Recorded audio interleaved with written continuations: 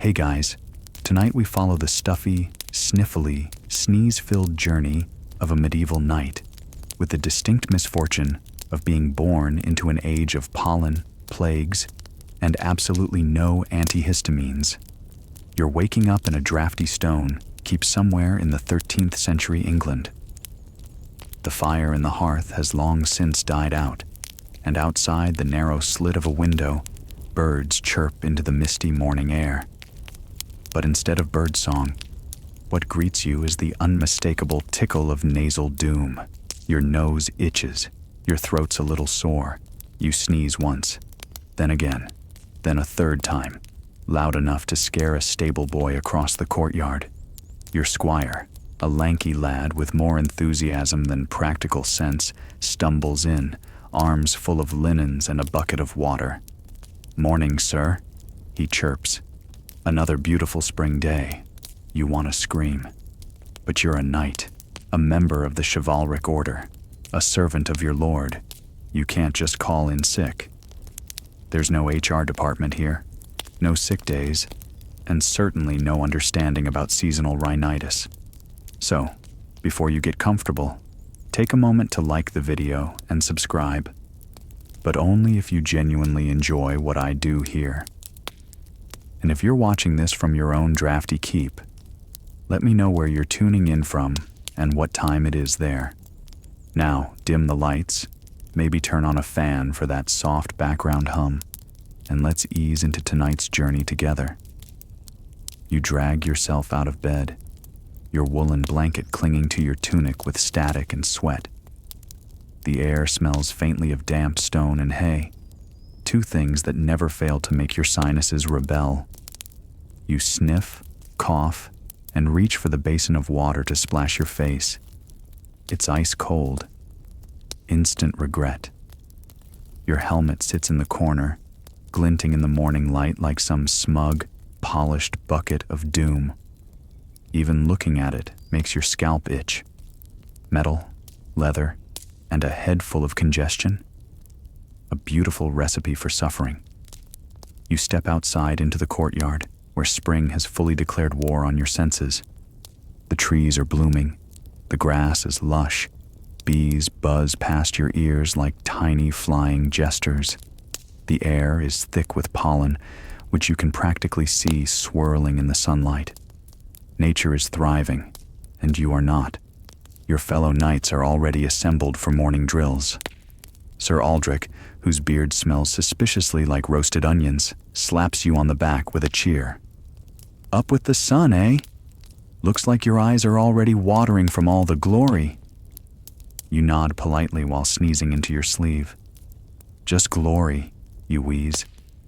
The truth is, you've always had it. The cursed sensitivity. Springtime is a death sentence. Hay, grass, horses, blooming hedges. You're allergic to the very symbols of medieval prosperity. Historians still argue whether such afflictions were documented or simply dismissed as divine punishment or weak blood.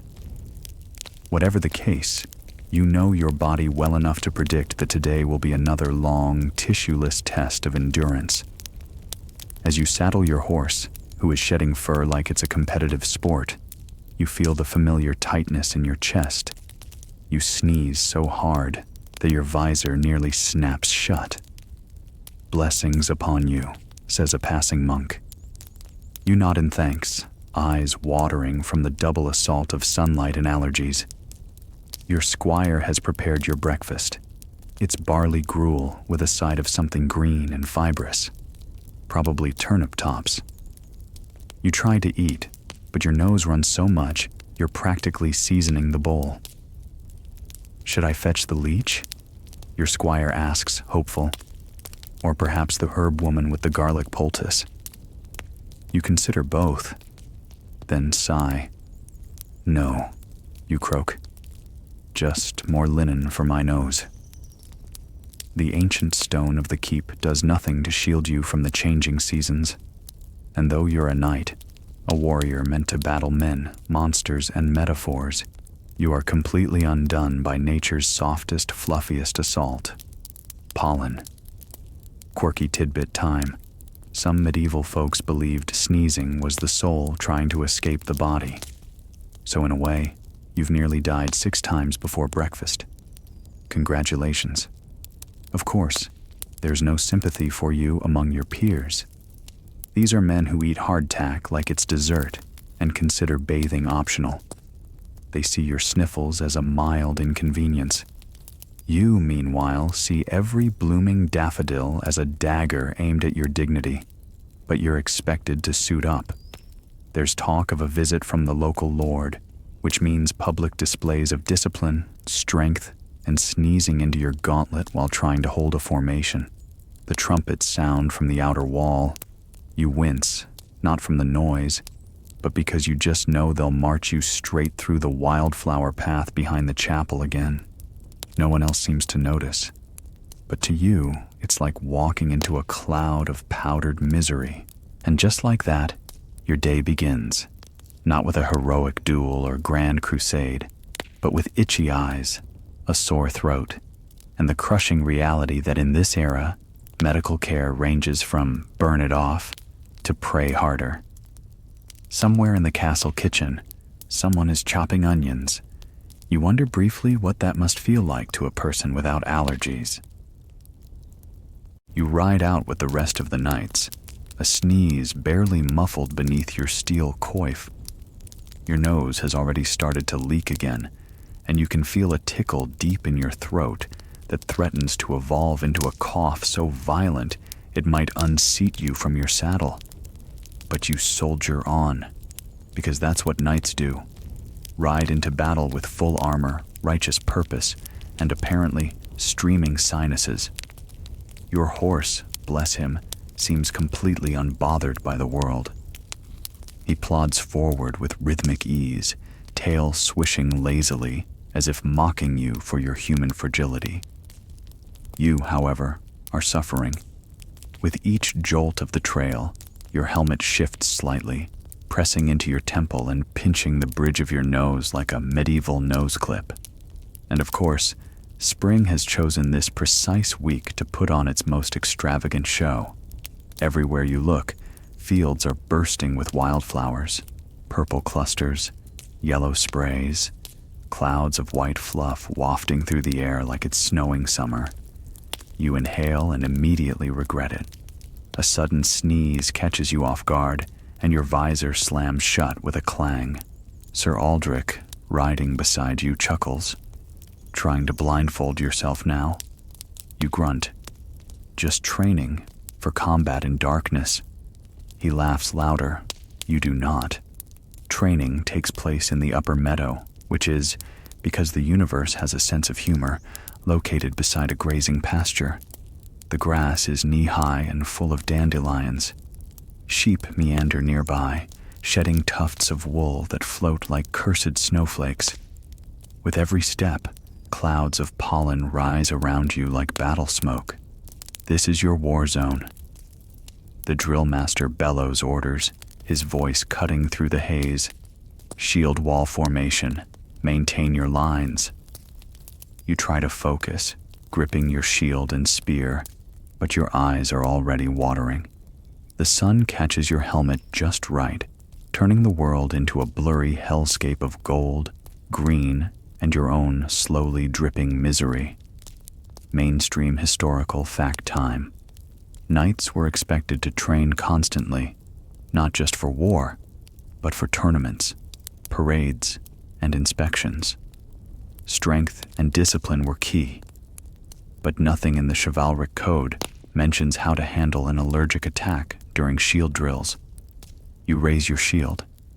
You sneeze. You stagger sideways, accidentally clipping Sir Bartram's knee with the edge of your shield. He yelps, drops his own gear, and glares at you. What in God's name was that? Tree pollen, you mutter. He doesn't know what that is, and you don't have the energy to explain. Lunch break brings a small relief. You remove your helmet and lean against a tree that's only mildly offensive to your airways. A servant brings a trencher of food, some tough bread, a wedge of cheese, and a pickled egg that looks like it's seen better centuries. You try to eat, but the constant sniffing turns each bite into a soggy ordeal. Your squire offers a sprig of dried herbs. Mint and lavender, sir, for your, head fog. You take it with thanks and shove it in your helmet, which now smells like a confused garden. It helps a little, or maybe it's just placebo. Either way, you can breathe without snorting. Here's a fringe tidbit. Some medieval people believed that placing a hedgehog in your bed could cure congestion. That's right, a living hedgehog. Apparently, its body warmth and movement would draw out the sickness. You briefly consider asking the herbalist to catch one. The afternoon is worse. The knights split off into sparring pairs, and you're matched with Sir Lambert, a wiry fellow who believes that real training means shouting at you while swinging a mace. You manage to parry 3 blows before sneezing so hard that your vision blurs. He doesn't stop. You take a wooden shield to the shoulder and fall on your backside in the grass, gasping. "Up," he barks. "You're not dead yet." You wheeze, trying to explain that your lungs are not entirely on board with the plan. He grunts, wipes sweat from his brow, and offers a hand to pull you up. "What ailment plagues you today?" "Spring," you say flatly. He looks around at the lush green hills and blooming hedges. "God's finest work." "God hates me," you whisper. Back in the keep that evening, your armor comes off with difficulty. Everything is damp, either from sweat, rain, or your own constant sneezing. You sit on the stone bench in the armory, head in hands, as your squire tries to scrub pollen off your greaves with a damp cloth. "Perhaps a ritual bath will help," he offers. You groan. Medieval baths were more of a tepid stew than a cleansing experience, but at this point, you'd do anything. You make your way to the bathhouse, where warm water fills a carved wooden tub. You sink in, sniffling, and the steam loosens something in your chest. For a brief moment, peace. Then someone throws open the door with a gust of wind, and a fresh batch of flower petals floats into the room like cheerful assassins. Historians still argue whether knights truly adhered to a strict code of daily cleanliness, or if that's more romantic myth than reality. What they agree on, though, is that most people in your era didn't understand airborne allergies. A sniffle was either a sign of bad humors, or, in some cases, demonic influence. Which honestly makes you wonder, are you being haunted by a spirit of aggressive dandelions? As you slump in the tub, exhausted and vaguely floral-scented, a monk chants softly in the hallway. You listen for a while, letting the rhythm carry you away. You're too tired to be angry at your own immune system, too congested to care about knightly honor. Maybe tomorrow will be better. Maybe the rooster crows before dawn, as if he's doing it personally just to spite you. You stir under your scratchy woolen blanket, your throat already raw, and your nose clogged tighter than a castle gate under siege. Somehow, despite bathing last night and stuffing your nostrils with bits of cloth soaked in lavender water, the hay fever has not only returned, it's brought reinforcements. You sit up, head pounding like a blacksmith's forge. The thin slit of light under the door gives the illusion of calm outside, but you know better. There's dew on the grass, mist in the trees, and somewhere out there, a field full of pollen just waiting to slap you in the face. Your squire, bless him, arrives with a basin of water and a clean tunic. "You look like death took a wrong turn, sir." "I feel like it," you croak. He shrugs. "You've got to be up." Morning inspection with the Baron. He's checking everyone's tack and armor. You drag yourself out of bed and dress slowly, every motion interrupted by sneezes that come in triplets. The tunic clings to your damp skin, and the linen smells faintly of whatever passed for medieval detergent, possibly crushed daisies and goat fat. In the courtyard, The sun is just cresting the thatched rooftops, painting the world in soft gold. Beautiful, if you're into scenic misery. You stand in formation with the other knights, your eyes watery, your posture heroic adjacent. The Baron strides down the line, arms clasped behind his back, inspecting each man like a picky tailor. He pauses in front of you. Eyes red, he says, peering closely. Late night drinking? You shake your head, causing a sneeze so violent your visor pops open. A pause, then a single eyebrow raises. Possessed? He offers. I think it's just hay, you say weakly. He frowns, unconvinced. We don't have hay spirits. You decide not to argue. After all, this is a time when people believe that too much reading could boil the brain. The science of sneezing is still centuries away. Mainstream historical fact. Many medieval nobles believed in the four humors, blood, phlegm, black bile, and yellow bile, as the root of all illness. So if you were sneezing uncontrollably, the local physician might prescribe leeches, a good vomiting session, or possibly a diet of pears and vinegar. You, tragically, have tried all three. You're dismissed from the line and stumble toward the stables, where the stable master hands you a brush and points to your horse, who looks smug as ever. Groom him thoroughly. Baron wants a clean ride for tomorrow's procession. You eye the thick straw bedding and the clouds of dust puffing up with each step. Right, you say, voice already tightening. Thorough. You begin to brush the horse, sneezing between each stroke. Your squire watches in silence, holding your sword and helm like a witness to a slow, sneezy tragedy. Somewhere nearby, a dog barks cheerfully. You want to fight the dog. And here's a quirky fringe tidbit. In 13th century Germany, a medical manuscript recommended crushing beetles into wine to cure sneezing fits. You imagine explaining that to your squire.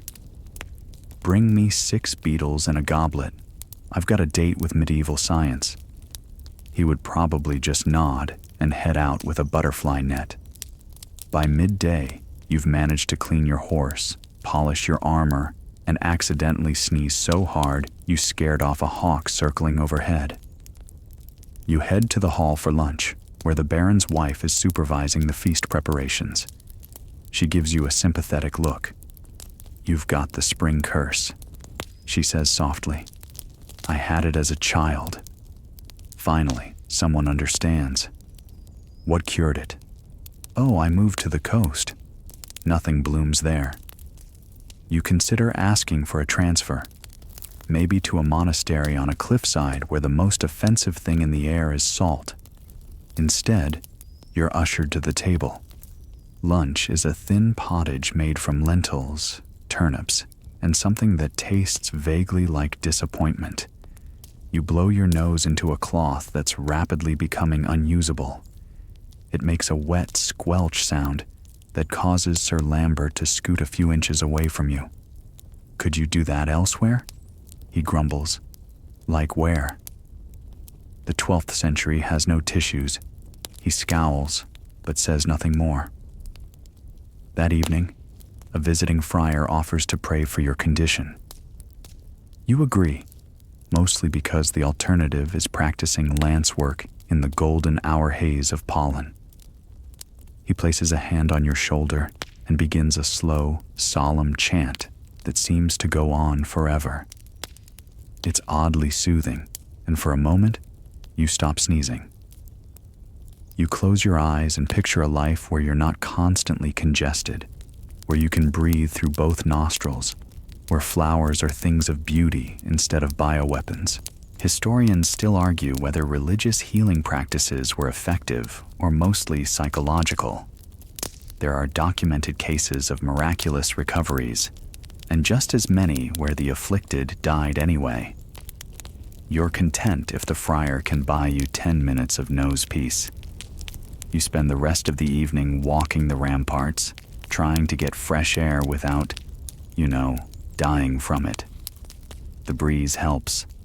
The stars begin to peek through the twilight, and you lean on the stone wall, your breathing just slightly less labored. A soft thunk sounds beside you. Your squire has brought a cup of nettle tea. Herbalist says it's good for head fog. You sip. It's hot, earthy, and tastes like boiled weeds, but you nod gratefully. You're still a knight, still a warrior, just one with watery eyes and a very personal vendetta against meadows. Sleep comes in spurts. You jolt awake several times during the night, mouth bone dry, nose clogged tighter than a castle treasury, with dreams full of endless sneezing tournaments you somehow keep losing. When dawn finally breaks, it does so with an overly cheerful chirp of birds outside your shuttered window. Birds, you're convinced, were created just to mock the chronically congested. You sit up, aching in places that weren't even involved in yesterday's work. And of course, your sinuses have taken this opportunity to cement themselves shut like a plague-era crypt. Your squire enters cautiously this time, as if approaching a wounded boar. "Message from the Baron," he says, holding out a parchment sealed with wax. "You're to train with the squires this morning. Sword drills, lots of grass." You groan. "Tell him I'm dying." He said, and I quote, "Then die in good form." Charming. You force yourself out of bed, splash water on your face, and stuff herbs into your nostrils like it's normal behavior. Truth is, you've started creating your own nasal bouquet each morning. Mint, if you want to feel slightly awake. Rosemary if you want to smell like a chicken roast. And lavender if you'd like to hallucinate briefly. Stepping outside, you're greeted by the full bloom of spring. A golden haze sits above the fields like it's been painted on. The grass glistens with dew, the trees sway gently, and somewhere in the distance, bees are preparing their assault. You trudge toward the training yard, your nose already itching in ominous warning. The squires are gathered, wooden swords in hand, faces full of adolescent eagerness. The training master, Sir Emery, looks over at you. "Ah, Sir Sniffles joins us," he says with a grin, "ready to show the boys how to bleed with dignity?" You nod solemnly. "If I collapse mid-sneeze, carry on without me." "Good man." You begin the drills. Simple strikes and parries, footwork, balance. But every movement sends another puff of pollen into your face. Your visor becomes a sneeze chamber. At one point you parry too hard, and your opponent's wooden blade smacks directly into your shoulder. The impact hurts less than the sneeze that follows. "Are you enchanted?" the boy asks nervously, backing away. "My uncle sneezed like that before he caught fire." "Just allergies," you mutter. "Is that a type of demon?" "Worse. It's natural." Mainstream historical fact. Chivalric training in the Middle Ages was relentless. From dawn until dusk, squires practiced swordsmanship, horsemanship, etiquette, heraldry, and combat drills, often in open fields and dusty yards. Ideal for building warriors, terrible for someone whose immune system is triggered by sunshine and greenery. After an hour, you're drenched in sweat and mucus. Your chainmail sticks to your body like cling wrap dipped in soup. The squires whisper to each other, clearly trying to figure out whether you're cursed, drunk, or both. You try to recover your dignity by taking a dramatic stance, pointing your sword toward a hay bale target. "This," you announce between sniffles, "is the throat of the enemy." You charge, and sneeze so hard mid-swing that your sword flies from your hand and lands in the moat. A long silence follows. "Well," Sir Emery says, "the moat is certainly dead now." Even your horse looks disappointed. By midday, the Baron summons you again, this time for falconry practice. Because if there's one thing better than sneezing in armor, it's sneezing while holding a bird of prey. You stand in the field, a leather glove on your arm, a falcon perched with the disdain of a tax auditor. Every time you sniff, it tightens its talons. You must be calm, the falconer says gently. Still, present strength to the bird. You nod, trying desperately not to sneeze. Your eye twitches. The sun catches the grass in a golden shimmer. And then, a breeze. Nope, you bark, spinning around just as the sneeze explodes from your face. The falcon takes off, screaming like it's escaping a haunted scroll. The falconer gives you a long, pitying look. Perhaps you should stick to jousting. Great. A blood sport, where you're expected to aim at a moving target with your eyes closed half the time. Sounds safe. Here's a quirky tidbit. Medieval falconers often believed that a bird's success in the hunt was tied to its handler's moral purity, meaning, if your falcon missed its mark, people assumed you'd done something shady, lied, gambled, maybe eaten meat on a fasting day. Based on your performance today, you're probably being judged for crimes you haven't even committed yet.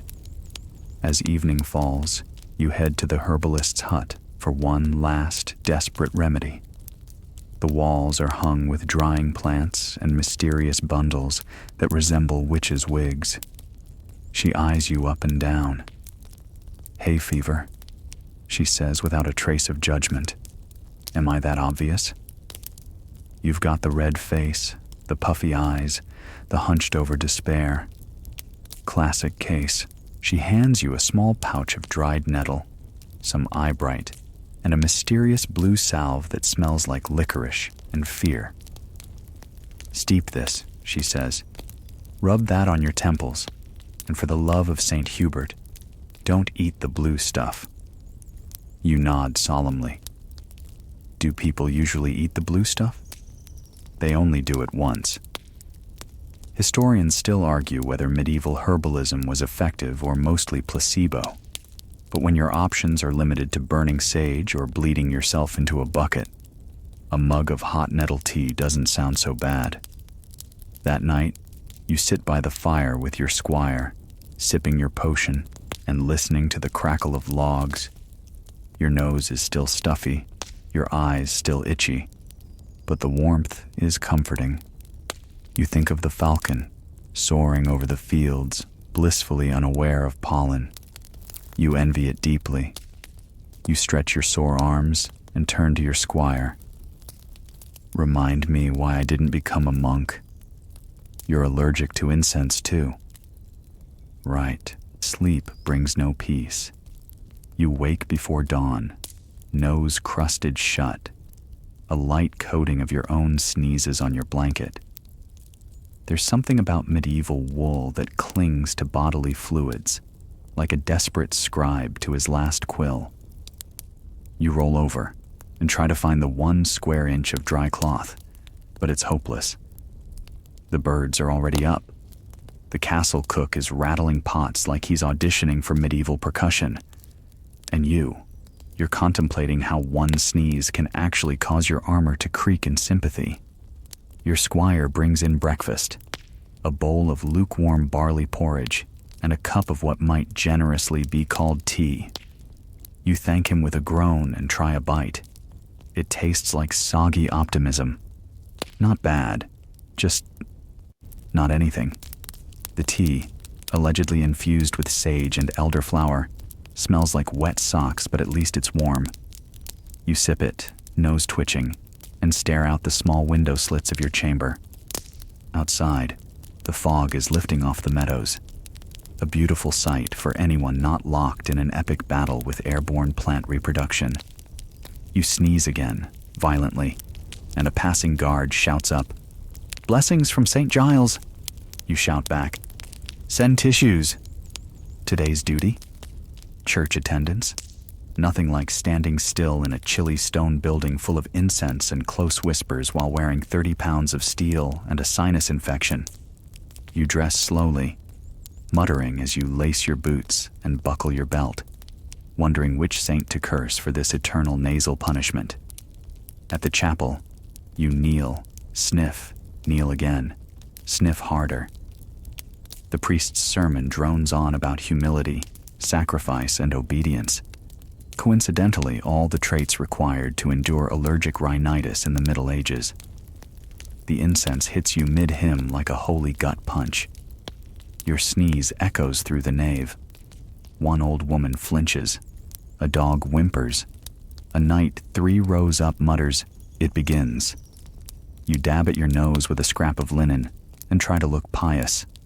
Spoiler: no one looks pious while sneezing into their own sleeve. Mainstream historical fact: incense in medieval churches was used both for symbolic purification and practical reasons, namely, to mask the smell of unwashed congregants and the occasional deceased relic under the altar. Imagine trying to be reverent while marinating in rosemary-scented death fog. You finally stagger out, ears ringing with Latin and pollen-induced pressure. The chapel courtyard is worse. Spring is in full riot, with apple blossoms drifting through the air like a slow-motion attack. You sneeze. A pigeon flies into a wall. Coincidence? You try to get back to your quarters, but the Baron intercepts you. He's got that gleam in his eye, the one that means he's thought of a brilliant way to use your skills. "I need a message delivered to Lord Ulrich," he says. "Urgently. Ride out at once." You nod. "Gladly. Just one thing." "It's down the willow path." "Ah, of course it is. The pollen death gauntlet." You mount your horse, a stubborn, judgmental beast named Almeric, who side-eyes your every movement like he's calculating how soon he can throw you into a hedge. The path to Lord Ulrich's manor winds along a stream shaded by massive willows, beautiful, majestic trees that practically weep pollen this time of year. By the time you're halfway there, you're a mess. Your eyes stream, your nose drips, your armor is rattling from the force of your sneezes. You've nearly dropped the letter twice, and at one point, you're pretty sure you hallucinated a talking goose. It asked if you were okay. You weren't. You arrive at Lord Ulrich's gate looking like a particularly ill ghost. His steward takes one look and shouts, "Get him some water, or a priest." Lord Ulrich receives you in his hall. He's gracious, offers you a seat, then notices the expression on your face and asks, "Are you wounded?" "No, just allergic to your trees." "Which trees?" "All of them." He hands you a cloth and a cup of mead. "Drink this. It'll help." Spoiler: it does not help, but it numbs you enough to pretend it helps. Here's a quirky tidbit.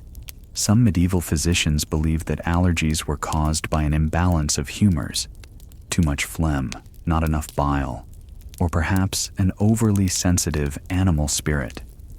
Not to be confused with actual animals, though frankly that would have been more helpful. Treatments ranged from bloodletting to scented sachets to simply moving to a different climate. Slightly difficult when your social standing is tied to one patch of land for eternity. The ride back is no easier. The breeze has picked up, and with it comes an avalanche of irritants. By the time you return to your keep, your nose is redder than a martyr's cheeks in a stained glass window. You stagger into the hall and drop the now crumpled reply from Lord Ulrich into the Baron's lap. "Ulrich sends his regards," you croak. The Baron peers at you. "Have you been crying?" "No, just existing." "Ah," he says with the sympathy of a man who bathes in wine and probably has perfect sinuses. You retreat to the stables where it's marginally less pollen-infested. Your squire finds you there later, wiping your eyes with a saddlecloth. "Why do you keep doing this?" he asks, genuinely confused. "Why not just stop?" Because knights don't just stop. They wheeze forward, They sniffle through battle. They carry sacred messages while being slowly buried in invisible plant powder. It's what chivalry demands. Historians still argue whether seasonal allergies even had a name in the medieval period. Some records mention spring afflictions or invisible fevers, but the term hay fever wouldn't show up until the 19th century. Until then, sufferers like you were just considered a bit cursed, or possibly contagious, or slightly possessed. You look up at your squire, your voice hoarse. Remind me why I'm not a monk again? You said the silence made your ears ring. Right, that checks out. Midway through spring, the air thickens with invisible menace. Every stroll through the courtyard feels like wading through sneeze soup. You've started carrying a linen square in your gauntlet just to dab your nose without looking like you're surrendering to the nearest herb garden. Chivalry, yes, but even chivalry shouldn't drip from one's chin. This morning begins as most do, a sneeze that rocks your skull, a groan that scares the cat, and the familiar crunch of hay under your straw-stuffed mattress. You sit up in the cold room, eyes already watering. Your squire, ever chipper and unreasonably unaffected by nature, opens the shutters with a flourish. Beautiful day, my lord. A gust of air brings in a swirling cloud of early blooming lavender, and you answer with a sneeze so loud it startles a flock of pigeons off the parapets. Today is training day. Of course it is. Nothing complements a nasal drip like hand-to-hand combat in a dusty courtyard. You strap on your gambeson, basically a quilt with delusions of grandeur, then wrangle your armor on piece by piece. Each buckle is a betrayal. Each plate traps heat, pollen, and tears. Down in the courtyard, squires spar with wooden swords. The clack of practice shields echoes off the stone walls. You roll your neck, draw your blade, and square off against Sir Martin, who has the gall to breathe freely through both nostrils. His smug, uninflamed face practically glows with respiratory superiority. You lunge, he parries, and pollen floats between you like confetti at a very disappointing festival. Something wrong with your stance? He smirks. Yes, you wheeze. It's called hay fever. Mainstream historical fact. Nightly training was brutal and constant. Young men started as pages at 7, became squires by 14, and only earned the coveted title of knight through years of training, tournaments, and political favors. There was no opting out for a seasonal sniffle. As you duel, a sneeze jerks your head sideways mid-parry. Sir Martin lands a solid blow to your shoulder and grins. You let your guard down. You let your humanity down. You mutter, "Monster." Eventually, you call for a break. You retreat to the well, splash cold water on your face, and contemplate dunking your entire head in. Your squire jogs up, holding a wooden flask. "I got this from the healer." You sniff the contents. It smells like mildew and lies. What is it? Herbal tonic, thyme, mint, honey, and something she called wizard's foot. You stare. You first. He takes a brave sip, winces, then declares, "It's invigorating." Translation: it tastes like regret. You down it anyway. Anything is better than feeling like your head is filled with bees. Back at training, the commander arrives. Sir Eldrick, the kind of knight whose beard could deflect arrows and whose voice sounds like gravel rolling downhill. He watches you fight, strokes his beard, and declares, "You fight like a man with a curse." You nod. "It's called spring." He nods gravely. "Witchcraft, perhaps." You're too tired to argue. Here's a quirky tidbit. Medieval healers sometimes attributed unexplained illnesses, like allergic reactions, to witches, demons, or displeased saints. One particularly bold remedy involved holding bread under a patient's arm overnight and then feeding it to a dog. If the dog got sick, the bread had absorbed the illness. If the dog lived, well, tough luck. As the sun climbs higher, the heat builds inside your armor like a personal oven full of snot. Your nose begins to run at a speed alarming even to you. You stagger through a few more drills, then retreat to the shade, peeling off your helm and gasping like a fish in a haystack. Nearby, two squires snicker. He sounds like a goat with a flute stuck in it. You consider throwing your gauntlet at them, but your arm feels like it's made of pudding. You settle for a menacing sniffle. Training finally ends, and you trudge toward the keep. Your limbs ache, your throat burns, and your eyes feel like someone tried to scrub them with beeswax. You pass the kitchens, where someone is boiling onions for stew, and you gag. Pollen and onions, a combo no one asked for. You collapse on a bench outside your chamber and stare at the sky. Historians still argue whether medieval knights received any meaningful medical care at all during training. Some were attended by monks trained in basic medicine, others relied on local wise women or wandering apothecaries. For most, the treatment for anything not clearly fatal was, walk it off. Your squire arrives with a basin and towel. Did I win? You mumble. He pats your shoulder. You didn't fall over. I'll take it. Later that evening, as the castle quiets, you sit by the hearth nursing a cup of mulled wine and wiping your nose every 30 seconds. A minstrel plays a slow, droning tune in the corner, and you briefly fantasize about stuffing your handkerchief down his lute. A visiting noblewoman sits beside you. You seem afflicted. Seasonal martyrdom, you say. She nods, as if that explains everything. She leans closer. Have you tried snail mucus? My uncle swears by it. You blink. Externally? Tea. Of course. You excuse yourself before she can offer you a vial. Back in your room, you slump into bed, nose sore, throat raw, and mind swirling with daydreams of clean air and antihistamines. You whisper to the dark, next life, I'm coming back as a monk. Or a rock. The next morning, you awaken to the unmistakable feeling of moisture trickling out your nose and into your ear. Your pillow is damp. The air smells of damp stone, old hay, and misery. The sun hasn't even crested the trees, and already your sinuses have declared war. You sit up slowly, your joints crackling like old parchment. The breeze drifting in through the window carries the scent of blooming honeysuckle, which in a just world would be pleasant.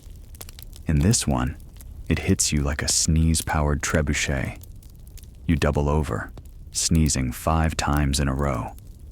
By the 4th, your squire bursts in, holding your greaves, and a hopeful expression. You're scheduled for weapons inspection and guard duty, my lord. You don't respond. You're too busy trying to blow your nose into your tunic without suffocating. Once armored, after a good 20 minutes of sneezing into your elbow and muttering about plant vengeance, you join the others in the hall. Your commander, Sir Eldrick, inspects each knight's equipment with the intensity of a man who once lost a toe to rust. When he reaches you, he squints. Your chainmail smells like onions. You lift your visor. That's me, actually. He nods solemnly, as if this explains everything. Weapon checks complete. You're posted at the outer wall. Your task? Stand absolutely still for 4 hours and stare at the tree line for signs of trouble. This would be dull on a good day. Today, it's torture. Because beyond that stone wall, swaying in the breeze, is the largest field of blooming wildflowers you've ever seen. Daisies, clover, some evil yellow thing that looks friendly, but is definitely plotting your demise. And, just to keep things exciting, your helmet doesn't allow you to wipe your nose. You start breathing through your mouth, but the inside of the visor quickly turns humid. Soon, you're fogging up like a boiled pot. Mainstream historical fact: medieval knights were often assigned guard duty, especially in times of peace. They weren't just warriors, they were also landowners, administrators, and sometimes glorified security guards. Being stationed at the walls for long stretches wasn't glamorous, but it was essential. You shift slightly, trying to lean on your halberd without looking like you're losing the will to live. Your nose drips again. You consider just letting it fall, embracing the tragedy. Then comes a sound. A distant, steady clomp. Hoofbeats. Suddenly, everyone on the wall perks up. You squint through watery eyes and barely make out a single rider approaching down the path. Your fellow knights stiffen. You raise your visor, letting in fresh pollen and an even fresher sneeze. The rider slows and waves a parchment scroll. A messenger from the nearby abbey.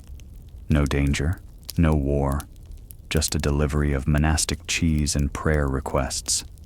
You'd cry from relief if you weren't already crying from allergies.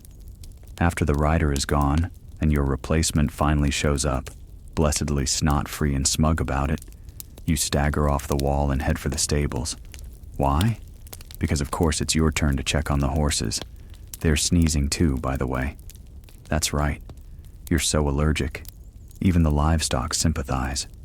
You shovel hay for half an hour while your face erupts like a fountain. The horses nuzzle you kindly, but you're pretty sure it's just because you taste like salt. One stable boy offers you a bundle of dried herbs to hang around your neck. My mom says it wards off coughing spirits. You thank him. Wear it. Immediately sneeze into it. Spirits, presumably, remain unbothered. Here's a quirky historical tidbit. In parts of medieval Europe, people believed that sneezes released your soul, making you momentarily vulnerable to evil forces. That's why "bless you" became a common phrase. It wasn't just polite. It was a defensive spell. If that's true, you've practically been exorcising demons all morning. Back at the keep, lunch is being served. A watery stew, 2 slices of barley bread, and what may or may not be a boiled turnip. You sit among the others, dripping slightly, as they discuss jousting strategies and estate taxes.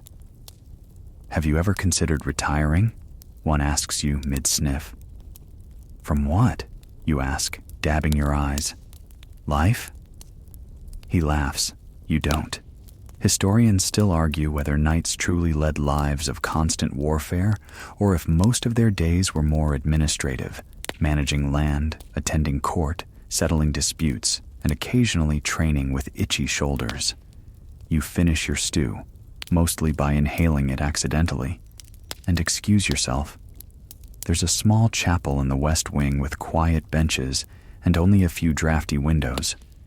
You like it because the candles are beeswax, not lavender, and because the monks leave you alone. You slump into a pew and try to meditate. Instead, you sneeze 3 times and wipe your nose with your sleeve. At some point, you drift off. You dream of fields without flowers, armor that breathes, and a mysterious elixir labeled clair-itine. You wake to the gentle tolling of the afternoon bell. Another half-day of nightly obligations awaits. And you, armed only with a sword, a handkerchief, and an increasingly dubious herbal sachet, prepare once again to fight a war you cannot win. Against nature, you drag yourself from the chapel bench like an old sack of potatoes that's been gently weeping in a root cellar for a week too long. Your legs are stiff. Your nose, however, remains unnervingly agile, leaking, twitching, tingling with every shift of pollen in the air. You press a linen square to your face and pray it holds. Outside, the light has turned that pale, buttery gold that usually makes poets sigh. You, meanwhile, just want it to go away. Afternoon training drills are underway in the practice yard. You squint across the courtyard at your fellow knights, their chainmail clinking like wind chimes as they lunge, parry, and shout things like, "Mind your stance," and you fight like a sleepy duck. And here you come, eyes puffed up like loaves in an overworked bakery, nose glistening, helmet under one arm, sword dragging behind you like it's seen your medical records and given up. Training drills today involve swordplay and mounted combat, which would be thrilling if you could see straight. Mainstream historical fact: knights practiced regularly with swords, spears, and even maces, but one of their most prized skills was horsemanship. A good knight needed to ride smoothly in full armor while managing a weapon and keeping formation. Coordination, stamina, and vision were everything. Guess which of those you don't currently possess? Your horse, bless him, is named Ulrich. He's dependable, a bit moody, sensitive to your moods, which is unfortunate, since right now your mood is mostly watery despair. You mount up with effort, trying not to sneeze on the saddle horn. The captain shouts, "Jousting drills!" and hands you a training lance that looks suspiciously like a tree trunk with ambition. You cough. Your eyes blur. You squint into the sunlight. Your opponent is Sir Garvin, an annoyingly healthy knight with clear skin, good posture, and the immune system of a brick wall. He grins under his helm and says, "May the best nose win." You'd flip him off if your glove didn't weigh 2 pounds. The horses charge. You bounce. By the time you're halfway across the list field, your eyes are streaming. You try to lower your visor mid-gallop, but a sneeze rips through you with the force of a battering ram, and your aim goes wild. Your lance swings low, knocks your own helmet backward, and Ulrich swerves in protest. You don't fall, but you do make contact with a hay bale, which explodes in a glorious cloud of allergenic debris. You sit there, dazed, in a throne of misery. Several squires rush over with looks of concern mixed with barely contained laughter. One offers you water. One hands you a second helmet. The third just pats you on the back and mutters, "At least you didn't throw up this time." Quirky historical tidbit: some knights did vomit during jousts, either from nerves, heat stroke, or poor ventilation. The armor was stifling, the horses unpredictable, and the visibility laughably bad. And while jousts looked glorious from the stands, they were often hot, messy, and deeply undignified. Eventually you stagger upright and make your way to the barracks to change. Your mail is full of hay. Your undertunic is sweat damp and suspiciously itchy. Your eyes are pink. You now resemble a court jester after a long night of bad decisions. And now it's time for counsel. Yes, because on top of everything else, you're also a minor landholder with 3 serfs and a stubborn goose who keeps escaping her pen. You arrive at the meeting late, plopping into a creaky chair beside Sir Godfrey, who always smells like onions and unresolved trauma. The meeting concerns a missing shipment of grain and whether or not someone's been sneaking into the cellars to sample the ale. You sneeze halfway through a report on tax collection. "Could we get this over with before he contaminates the ledger?" someone mutters. You pretend not to hear. Historians still argue whether knights truly took part in the day-to-day administration of estates or left it all to stewards and scribes. While many did enjoy the glamour of military service, most were bound by feudal obligations, including dispute resolution, tax management, and the occasional tedious council session where you try not to sneeze on your own wax seal. After the meeting, you finally get an hour of blessed solitude in your small quarters. You strip off your armor, slumping into a wooden chair and peeling away layers like an onion in reverse. You dab at your nose, lie back, and stare at the ceiling beams. You think about what your life might have been like if you'd been born a monk instead. Indoors most of the time. Candles instead of torches. Beeswax, not hay. Scrolls, not spears. And quiet. So much quiet. Until you remember that monks kept herb gardens, wrote with goose feathers, and chanted in dusty rooms with zero ventilation. You'd have suffocated in the scriptorium. The thought makes you chuckle. Then cough. Then sneeze twice.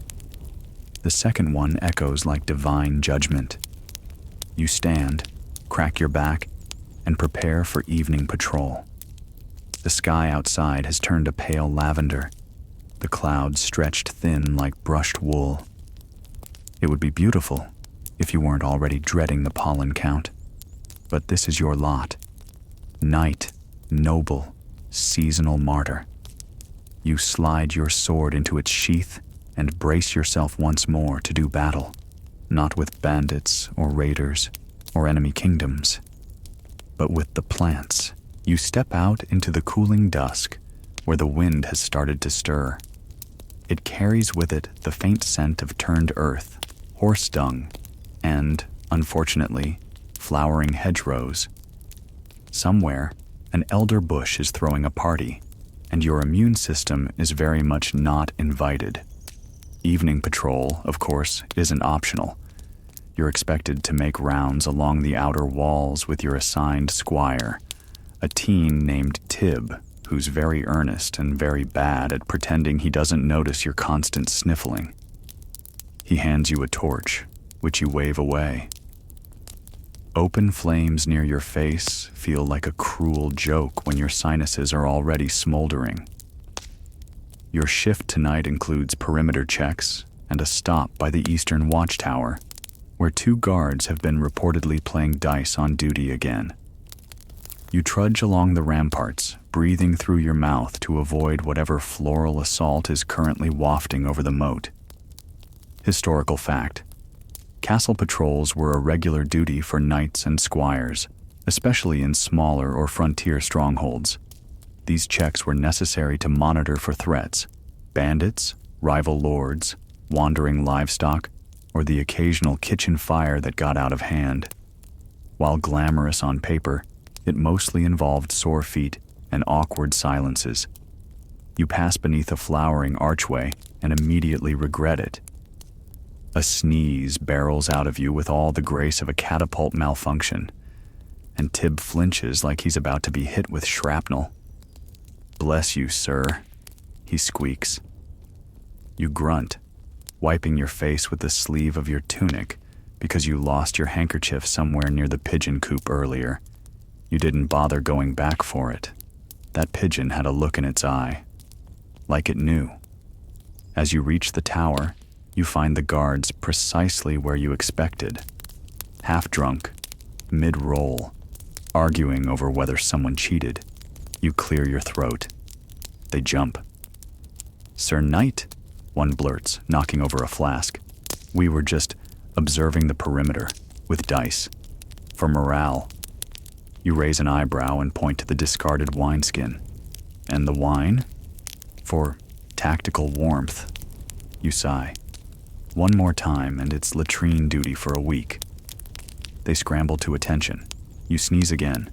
It echoes down the tower like a ghost being exorcised.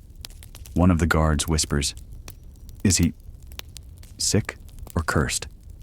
"Both," says the other, entirely too seriously. As you descend the tower steps, Tib offers you a cloth soaked in rosemary and vinegar. "My mum says it helps keep the humors balanced," he says. You press it to your face, and for a blessed few seconds, your nostrils remember what peace feels like. Quirky tidbit. During the Middle Ages, people believed in balancing the 4 humors: blood, phlegm, black bile, and yellow bile, to maintain health.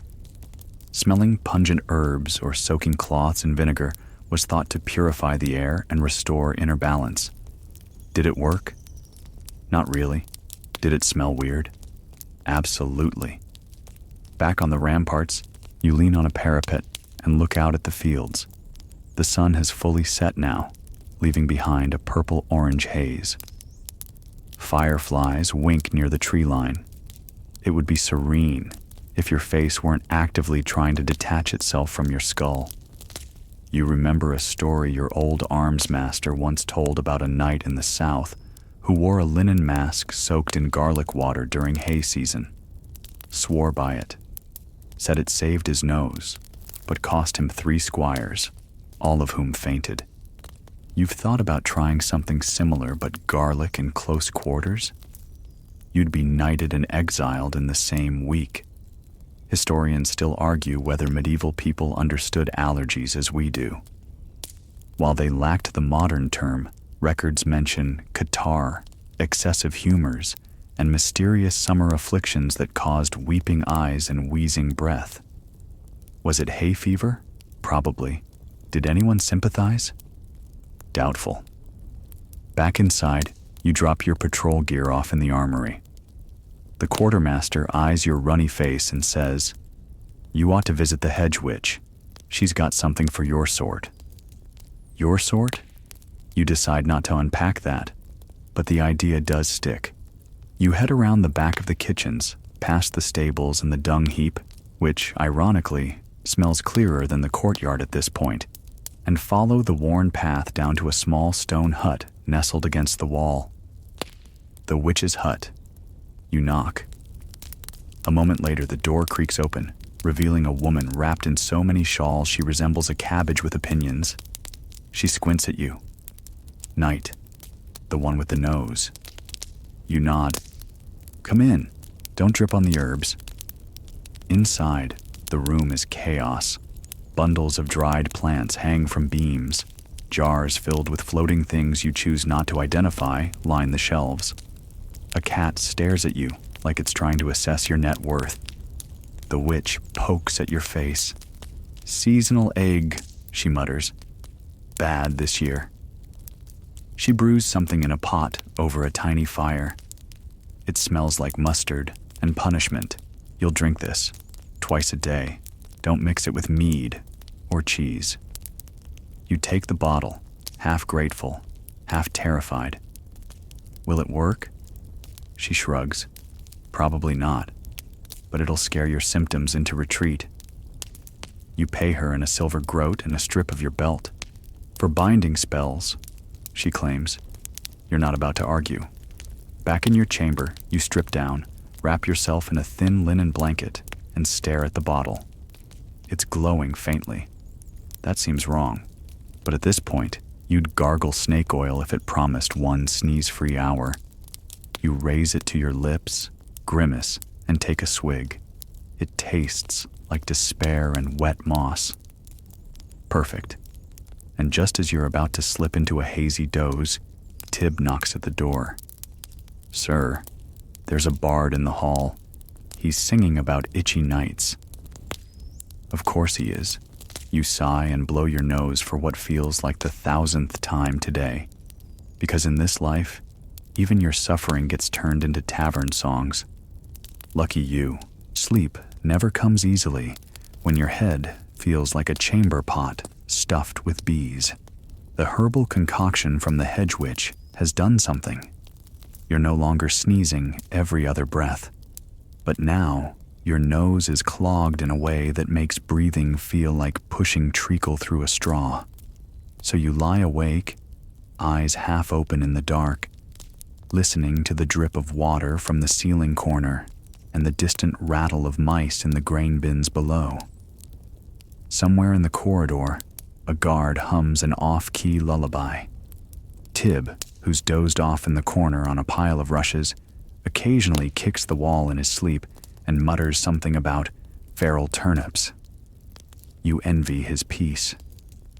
Come morning, you've barely slept 2 hours, and your face feels both dry and damp, like a sponge left out in the sun. You trudge to the hall for morning prayers and naturally sneeze during the Archbishop's reading. Loudly, he stops mid-verse and stares at you like you've just burped in Latin. Historical fact: daily religious rituals were a key part of a knight's routine, from dawn prayers to mass and special feast days. These were not optional. Skipping them, especially under the eye of a visiting bishop, could result in penance or worse, kitchen duty with Sister Matilda and her ladle of righteous judgment. You mouth a sheepish apology and dab at your face with the same rosemary-soaked cloth. It's begun to smell like pickled lamb now, but it beats the alternative. After prayers, the day's schedule awaits. Weapons practice, followed by combat drills, and then a visit from the Baron's steward who insists every knight receive their annual wellness inspection. That last one is new, and deeply suspicious. Tib greets you outside the hall with your training gear and an overly chipper, "You look better, sir." You do not, but bless him for trying. Sparring practice is in the main courtyard today, where the pollen levels are approximately the same as a powdered spice shop being attacked by wasps. You're paired with Sir Dunstan, a mountain of a man whose sword is roughly the size of your average oak door. He immediately launches into a mock battle with the enthusiasm of someone who thinks friendly competition means mild attempted murder. You parry, dodge, and sniffle. Between swings, you squeeze your eyes shut to block a sneeze, narrowly avoiding decapitation. You counter with a sluggish strike that misses by 2 feet and accidentally clocks Tib in the elbow as he walks past. He yelps and drops your helmet. Everyone pauses. You sniff. Sir Dunstan blinks and says, "Bless you, I suppose." "Thank you." You wheeze. The bout resumes. It does not go well. Quirky tidbit: medieval combat training wasn't just about swordplay. It included wrestling, mock jousts, and even foot races in armor. One popular exercise involved knights trying to lift pigs or wrestle greased goats. You, in your current state, would probably lose to both. Eventually, your legs turn to porridge, and you beg off the session early, feigning stomach cramps. No one argues. Your face is the color of boiled beetroot, and your breathing sounds like a blacksmith's bellows with a puncture. You collapse on a bench while Tib fans you with a piece of firewood. "Do you think they'll let you skip the inspection?" he asks. You give him a look that says I'd rather be inspecting the underside of a siege tower. But duty calls, and so you drag yourself to the steward's chamber, where a thin, sour-looking man with spectacles and a parchment roll thicker than your thigh greets you. "Name?" he drones. You mumble it.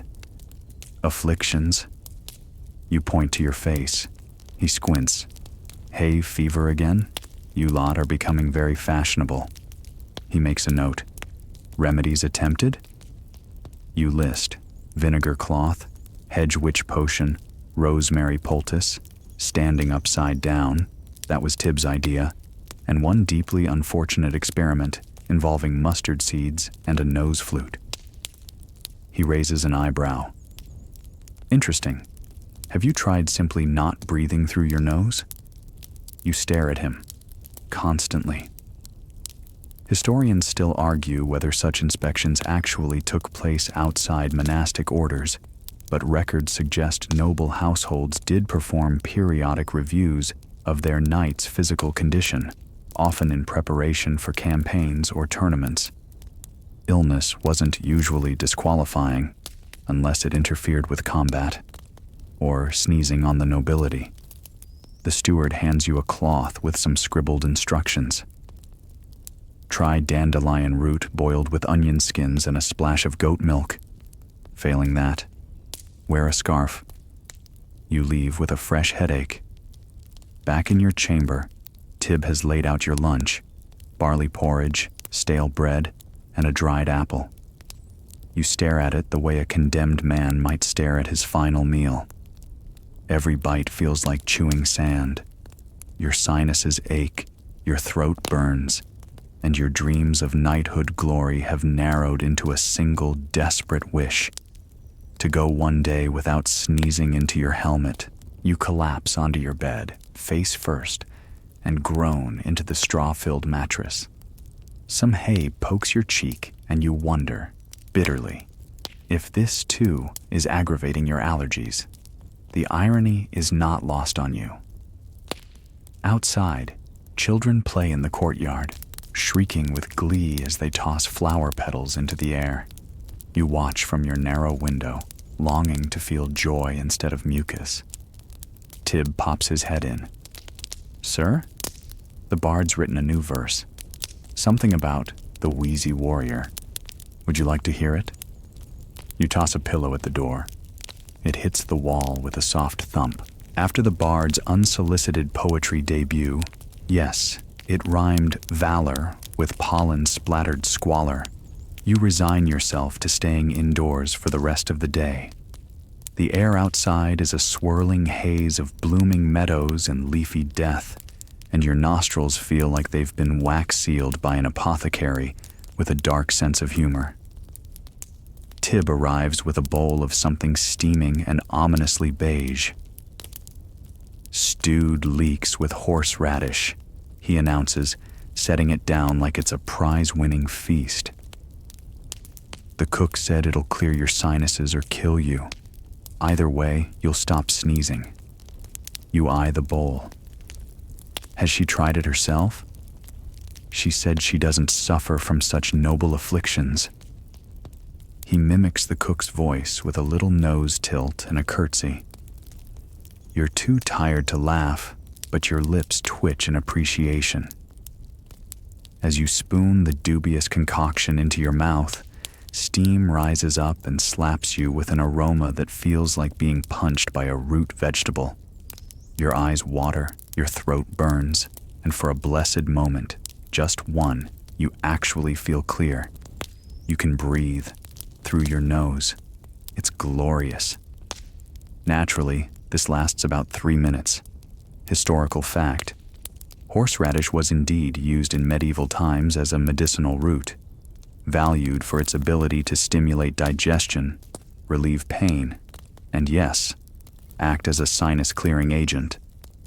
Though whether it ever helped a congested knight remain battle-ready is questionable at best.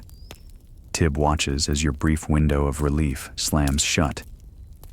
"It was nice while it lasted," he says, like a man eulogizing a particularly well-baked pie. You sigh. "Back to the poultice it is." He nods solemnly. "I'll fetch the rosemary and a towel."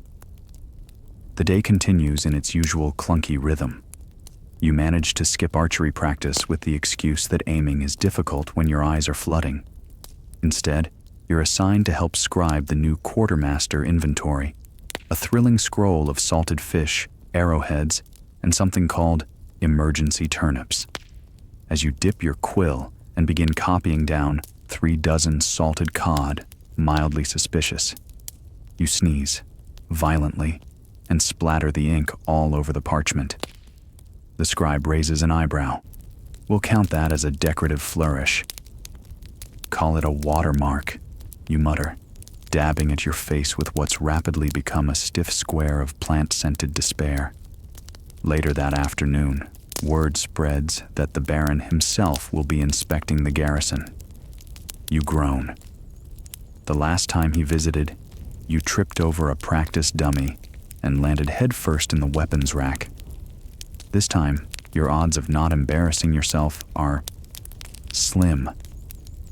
Tib bursts in with your armor, already polished. "Come on, sir, chin up, nostrils wide." You deadpan. "I swear on my visor, if I sneeze on the Baron's boots again." "He said they still smell like mint," Tib offers, far too helpfully.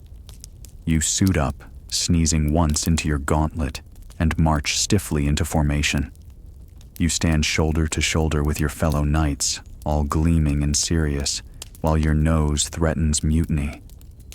The Baron strides past, rich robes, jeweled sword, beard you could lose a squirrel in, and begins speaking about honor and glory.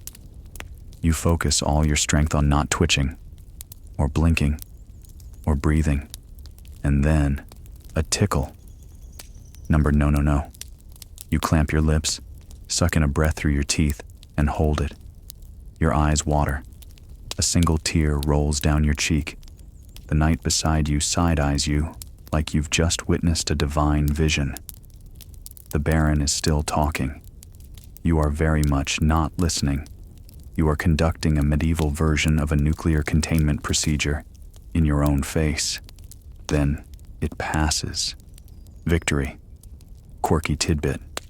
It's believed that in some knightly orders, sneezing during formation or mass was considered an ill omen. Others treated it as divine intervention, especially if the sneezer was standing near a noble who owed them money. Bless you may not have been so casual after all. After the inspection, you stagger to the chapel to offer thanks for your unexpected respiratory triumph. Inside, the candle smoke and heavy incense hit you like a sack of peppercorns. You sneeze once, twice. The priest flinches and drops the censer. Tib, from the back, mouths, "Close enough." Historians still argue whether knights were truly held to unwavering physical standards or if minor ailments were shrugged off so long as you could hold a sword. Some accounts suggest nobles were surprisingly tolerant so long as the sneezing knight didn't ruin dinner or stain any tapestries. You retreat to your quarters. It's been a long day. Tib offers you a small wooden box. Inside, beeswax, elderflower petals, and something that looks suspiciously like squirrel fur. What is this? An anti-sneeze charm, made by the herbalist's apprentice. Costs half a chicken. You look at him. We don't have a chicken. He looks back. She didn't ask whose chicken. You slide the charm under your pillow. Desperate times, etc. As night falls, you nestle under the scratchy wool blanket, armor finally off, nose mercifully calm, and thoughts drifting like mist over a quiet moor. Just as you're about to sleep, Tib leans in and whispers, "Did I mention she said it might also attract raccoons?" You groan and pull the blanket over your head. You wake up before sunrise to the sound of something scratching at the wooden shutters. For one glorious second, you wonder if you've dreamed your hay fever. Maybe, just maybe, you've turned a corner in this eternal nose-based warfare. You inhale gently through your nostrils. Instant regret. Your sinuses seize like a rusty drawbridge. One sneeze, then another, then a third, loud enough to wake the stable boys 2 floors down. The scratching noise pauses, then resumes with added intensity. You sit up blearily, glance at the shutters, and see the unmistakable paw of a raccoon wiggling through a gap. Oh, right, the charm. Tib stumbles in, rubbing his eyes, hair skewed sideways. I heard sneezing, and then possibly a raccoon. Are we under siege? You nod solemnly. Yes, by nature. The morning drill horn blares. Another day in paradise. You drag yourself through washing, using cold rainwater that's been catching in a barrel all night, and try to look vaguely human by the time the squires arrive. Tib helps you into your mail shirt, while you sneeze into the crook of your elbow, like a knight preparing to joust against pollen itself. Your task today? Weapons testing in the field. Just what your inflamed sinuses were hoping for. Grass, wind, trees, and flowers. So many flowers. Historical fact. Medieval weapon testing wasn't just about swinging swords. Knights practiced with maces, axes, and warhammers on mock armor, barrels, and sometimes even sides of beef to simulate enemy resistance. These sessions were long, exhausting, and often held outdoors, where the environment was rarely allergy-friendly. You stagger onto the field. Other knights are already mid-swing, their weapons whistling through the air. You try to focus. You raise your sword. You swing, then sneeze mid-arc. The blade narrowly misses a wooden post and instead whacks into a bucket of arrows, sending shafts flying in every direction, like you're hosting a particularly unsafe maypole celebration. A silence falls. Well, says the weapons master, At least you're unpredictable. Quirky tidbit. Some knights actually had nicknames tied to their combat quirks. There's record of a Sir Geoffrey the Stumbler and a rumored French knight known only as Sir Whistles While He Stabs. You start to wonder whether you'll go down in legend as Sir Sneezes Through Chainmail. By midday, you're given a reprieve and sent to assist in the stables. The logic? If you're allergic to the outside, maybe you're not allergic to horses. Spoiler: you are also allergic to horses. You try to rake hay while keeping your face inside your tunic like a medieval vacuum cleaner bag. The horses snort judgmentally as you wheeze past them, trailing sneezes like someone cursed you with a very specific kind of magical embarrassment. You're halfway through mucking a stall when Tib appears with a bundle of herbs. The apothecary says this one's a game changer. It's called butterbur. You stare at the clump of green like it's a miracle from on high. Does it work? She said it's either an anti-inflammatory or something that gives goats hiccups. Either way, worth a shot. You chew a leaf. It tastes like sadness and swamp. But within a few minutes, things ease. Your nose unclogs just a bit. Your eyes stop watering. You can smell again, which is a mixed blessing in a stable. Historians still argue whether butterbur was widely used as an antihistamine in the Middle Ages. Tib recites, clearly having eavesdropped on the apothecary's ramblings. Some claim it was used to treat fevers and plague symptoms. Others say it was just a fancy garnish. You wipe your nose with your sleeve, again, and declare, "I don't care. If this keeps working, I'll knight the plant myself." The rest of the day passes with marginally fewer sneezes. You even manage to walk across the courtyard without a single eye twitch. Of course, your armor creaks, the squires snicker at your herb-stuffed tunic, and the raccoon from last night is now lounging on your windowsill like it owns the place. But overall, progress. As dusk falls, you and Tib sit by the cookhouse fire. Your nose is tired. Your brain is tired. Even your knees feel like they've been insulted by pollen. "I think I might survive this season," you mumble, sipping some nettle tea. Tib looks at you with mock gravity. "At what cost?" You nod toward the raccoon now asleep in your boot. "My dignity. Possibly my footwear." A moment of quiet settles. Then a nearby bard starts tuning a lute. You wince. "Don't worry," Tib says. "I slipped hay into his socks." You smile. It's a weird, sneezy, itchy life, but somehow you're still trudging through it. The next morning, you wake with a glorious absence of nasal agony. No tickle. No tears. No snorting like a clogged bellows. You blink in the dawn light and wonder if this is what victory feels like. Then you sit up and immediately sneeze 5 times in rapid succession. So much for miracles. Your windowsill raccoon gives you a slow blink, as if to say, "You thought it was over?" and rolls over. You trudge through your morning routine with your usual grace, which is to say, like a knight cursed with invisible bees in his nose.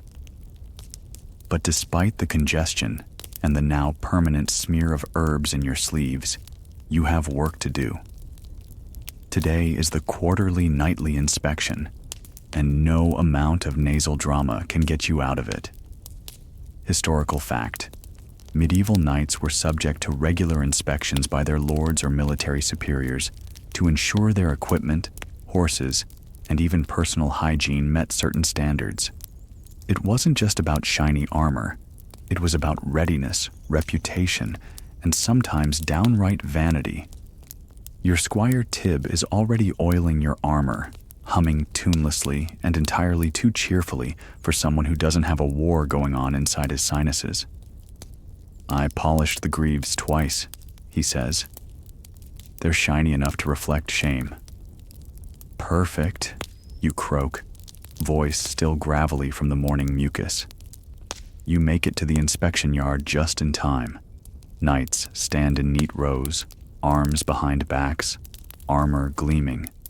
You're somewhere in the middle, trying not to breathe too hard, because your butterbur supply ran out last night and you're basically held together by hope and spite. Your turn comes. The lord in charge strides toward you, followed by 2 page boys carrying scrolls and quills. He eyes you critically. Armor, acceptable. Weapon, slightly bent. Posture, too slouchy. You straighten like a javelin. He squints. And your eyes, why are they so red? You try to explain, but only get as far as, "It's not the plague, I swear," before a sneeze rockets out and sprays his embroidered tabard with tiny specks of nightly despair. The silence that follows is profound. "Right," he mutters, dabbing at his chest. Moving on. Quirky tidbit. There's at least one recorded case of a knight in Burgundy being demoted not for cowardice, not for failure in battle, but for sneezing repeatedly during a solemn procession. Apparently, it disrupted the horses. You wonder if this is how your legacy will be sealed. After the inspection, you retreat to the training yard, where a tournament is being prepared. Jousting practice.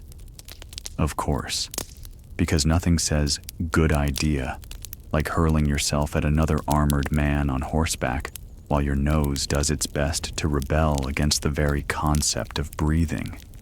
Your opponent is Cerberic, a man built like a siege tower with the emotional range of a loaf of bread.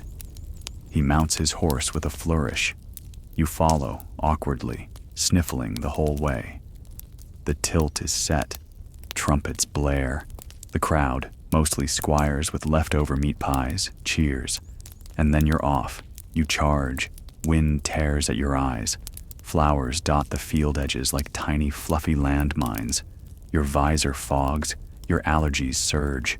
You lower your lance, aim as best you can, and sneeze so violently that the entire left side of your helmet shifts. Cerberic's lance glances off your armor, and you're sent tumbling, not dramatically, not with grace, but sideways, like a particularly overfilled laundry sack. Tib runs over. You're alive. Define alive. You wheeze, face down in clover. You get up, adjust your helmet, and wave cheerfully at the concerned squires. You've now officially been knocked off a horse by a combination of ragweed and physics. Historians still argue whether hay fever or similar allergic responses were common among medieval people. Some argue that exposure to nature from birth built up a kind of resistance. Others say chronic sneezing was simply not recorded because people had bigger problems, like starvation, war, and your occasional Viking. But regardless of how rare it was, here you are. Modern allergy, medieval context, unstoppable nose. Later that evening, you find yourself with the castle's physician, who is now experimenting with onion compresses and mint leaves wrapped in linen. You sit obediently while he ties what feels like a salad to your face and mutters about balancing the phlegmatic humors. You close your eyes. "I miss Butterbur," you whisper. "Use your suffering," he says, not helpfully. It builds character. You hear a giggle outside the infirmary window. Tib is watching, holding a sign he's made with charcoal on parchment. Sir sniffs a lot. You sigh deeply. But oddly enough, as the moon rises and the castle quiets, you start to feel almost peaceful. It could be the mint compress slowly numbing your sinuses. Or it could be that you've sneezed so many times you're finally out of sneezes. You lie back on the cot, armor off, boots unlaced, raccoon curled up at your feet. Somewhere in the distance, a lute starts up. You don't even flinch. Maybe this is as good as it gets. And maybe, just maybe, you're okay with that. Sleep doesn't come easy, not with linen stuffed up your nose and mint juices trickling down your upper lip. But eventually, You drift off and wake the next morning feeling suspiciously clear. Your nostrils are open. Your throat isn't a gravel pit. There's no tickle in your sinuses threatening to detonate with the sunrise. For a fleeting, magical moment, you believe the salad mask actually worked. Then you roll over and spot your raccoon sneezing violently in the corner. Ah, you're cursed. Cursed. But maybe the curse just decided to share itself around. Equal opportunity misfortune. You rise, groaning like a haunted bookshelf. Today, according to the community bell schedule, is your turn to help mediate disputes in the village. A knight's job, after all, isn't just tilting at windmills or getting jousted into oblivion by Sir Breadface. No, you're also expected to be a moral pillar, an upholder of justice, and apparently, an unpaid therapist for peasants who want to argue about ducks. Mainstream historical fact. In medieval society, knights often served as local magistrates or enforcers of law in the absence of permanent courts. They were the nearest thing many villages had to law and order, though their training was, shall we say, less than rigorous in that department. You arrive in the dusty village square, just in time to see two farmers yelling at each other over a goat, or possibly a wife. It's unclear. Your sinuses begin to tremble in anticipation of the hay that lines the roofs, the pollen wafting from someone's thatched chicken coop, and the two donkeys kicking up allergen-rich dust like it's their job. You try to listen diplomatically. "Well, my lord," says one, "his pig keeps eating my cabbage, and I'm of the mind to tie it to a catapult." The other shouts, "It's a community pig. I paid the bread tax." You open your mouth to respond and immediately sneeze 7 times. The villagers fall silent. One woman crosses herself. A child starts to cry. "Don't mind that." You sniffle. "It's just a ritual. Nightly focus." Quirky tidbit. Some knights actually claimed bizarre rituals and behaviors were signs of divine blessing or martial preparation. One knight in Bohemia apparently barked before battle, claimed it was the warhound spirit awakening. You begin to consider adopting sneezing as your own spiritual signature.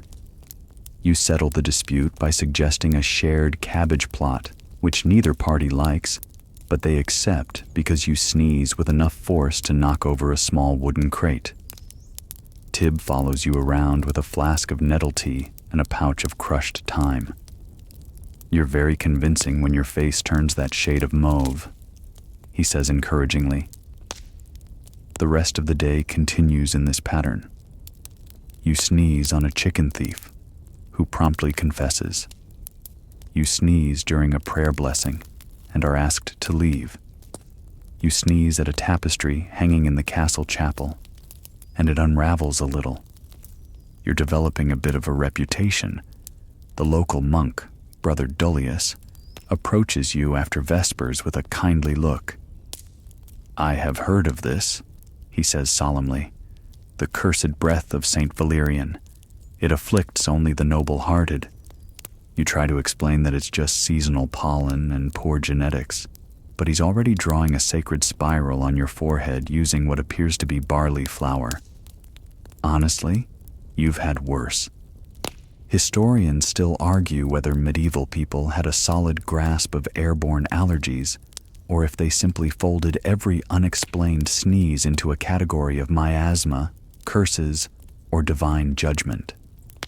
The term catarrh was used often, but it covered everything from head colds to supernatural nose leakage.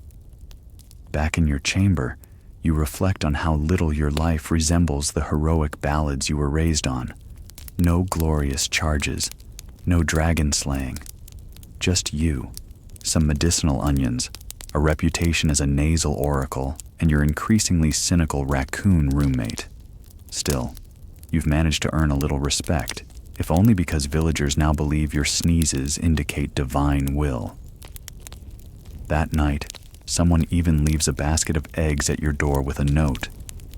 For the blessed nose. You eat 2 of the eggs, give 1 to the raccoon, and bury the last in the garden, just in case it's part of the ritual. The next morning, the wind shifts. From the west, it brings a new scent, warmer, dustier, and oddly sweet. Spring is starting to melt into summer, and the bloom is intensifying. You know what that means. More sneezing, more hallucinations involving herbal steam and raccoons that talk, but also, maybe a little more understanding. You're no longer just a knight with hay fever. You're the knight with hay fever, and that, somehow, carries weight. You lean out your window, eyes slightly moist from the breeze, and say softly, "We endure." Your raccoon sneezes in reply. The next day begins with a particularly violent sneeze that launches your comb into the stone wall. It's a miracle your skull hasn't cracked from the pressure yet. Still, you're upright. Your boots are laced.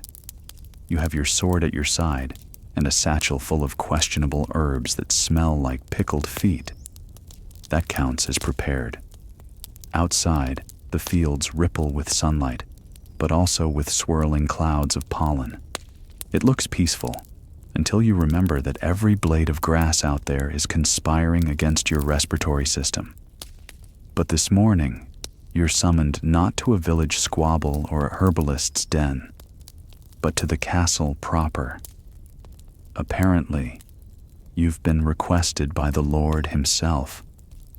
Lord Henrik the Flatulent is known mostly for his extremely padded breeches, his fondness for boiled pears, and his total disinterest in anything that smells faintly of work.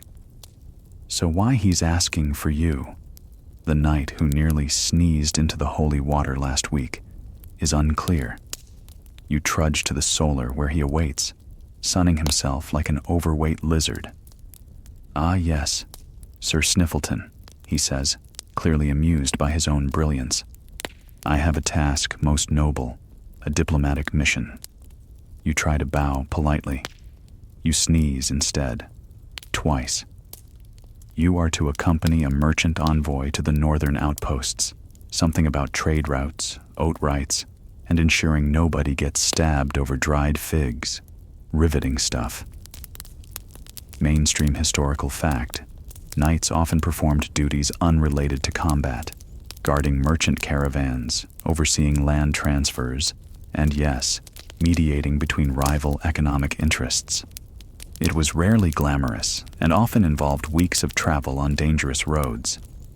You consider politely declining. You sneeze so loudly that a tapestry shifts on the wall. Henrik takes this as a yes.